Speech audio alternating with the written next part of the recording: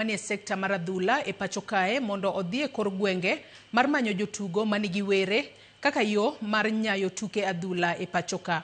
Kane giloso yo Kisii e kar chung'od bura ma Nyaribari Chache, jotugogo kamoting'o Musa Otieno, Francis Onyiso kod Henry Motego nowacho ni adhula mar Kenya rang'iny mare nyalo dhi malo kapo ni omany talanta e kor gwenge, ka bende gikwayo ni kocha mag adhula ma pacho kae mondo omed puonjo e rang'iny mamalo mar bero tuke adhula.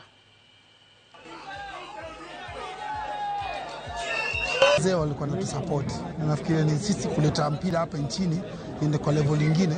Lazima tujipane mashinani. Lazima tuoneshane vijana, si tournament pekee. Kwanza lazima tuwapatie makoches mafunzo.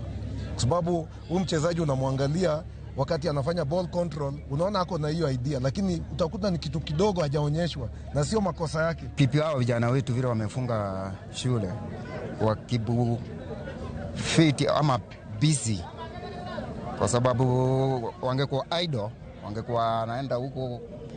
Tumeshukuru na ushauri wao.